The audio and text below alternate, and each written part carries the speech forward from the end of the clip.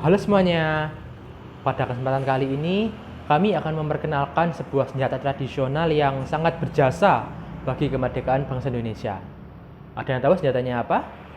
Petunjuknya, senjatanya itu ada monumennya ya di Surabaya, dan juga senjatanya berupa senjata tradisional. Jadi bukan tembak, bukan pedang, bukan dan lain-lain. Ya, yang benar jawabannya adalah bambu runcing ya. Kita semua pasti sudah pernah dengar bambu runcing kan ya. Bambu runcing adalah suatu senjata yang cukup terkenal di Indonesia karena dulu digunakan sebagai suatu senjata untuk melawan penjajah. Bambu runcing digunakan untuk melawan penjajah di berbagai daerah di Indonesia. Dan bambu runcing itu pertama kali yang paling terkenal digunakan di Surabaya, pertempuran Surabaya 10 November 1945 yang juga disebut sebagai yang diperingati sebagai Hari Pahlawan. Bambu runcing itu disebut sebagai senjata mula-mula karena pada waktu itu bangsa Indonesia belum memiliki senjataan yang maju seperti luar negeri. Kita masih belum punya yang namanya senapan, belum punya tembak, pistol, dan lain-lain itu belum ada. Oleh karena itu, bangsa Indonesia memiliki ide inovatif yang luar biasa. Mereka berpikir untuk menggunakan sebuah bambu sebagai sebuah senjata, dan ternyata memang terbukti efektif untuk mengusir para penjajah.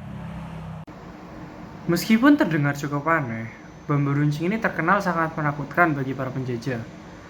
Para penjajah itu menganggap bambu runcing sebagai pembunuh dalam keheningan. Bagaimana tidak? Saat bambu runcing dilemparkan, senjata ini tidak mengeluarkan suara apa-apa, sehingga susah untuk diketahui musuh. Para penjajah itu bahkan lebih memilih mati karena ditembak dibandingkan mati karena bambu runcing. Bagi para penjajah, jika terkena peluru, mereka masih dapat diobati, tetapi lain halnya dengan bambu runcing. Jika mereka terkena bambu runcing, mereka akan mati secara perlahan karena infeksi. Sampai saat ini, lambang bambu runcing itu masih banyak digunakan di beberapa daerah di Indonesia. Salah satunya itu terdapat di kota Surabaya.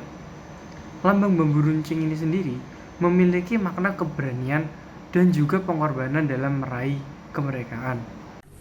Kenapa bambu runcing bersejarah? Bambu runcing merupakan senjata yang digunakan oleh rakyat Indonesia terutama pada saat peristiwa 10 November 1945 yang sekarang dikenal sebagai Hari Pahlawan.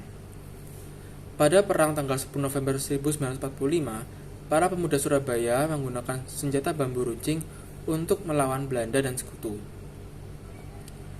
Dan senjata bambu runcing membuat pasukan Belanda dan sekutu merasa takut dan membuat sekitar 600 sampai 2000 pasukan Belanda dan sekutu tewas.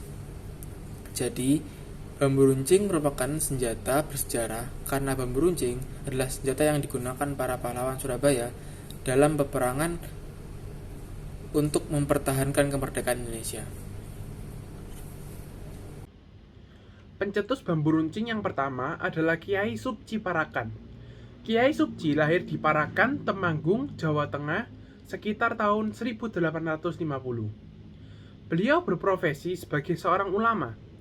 Kiai Supci atau yang sering disebut dengan Subeki tinggal di sebuah pesantren. Ketika rakyat sedang berjuang, banyak santri yang juga ingin ikut terjun dalam pertempuran. Berawal dari situ, Kiai Supci kemudian memperkenalkan bambu runcing sebagai senjata kepada para santri.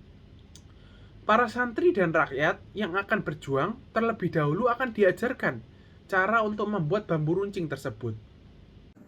Selanjutnya, saya akan menjelaskan cara pembuatan bambu runcing.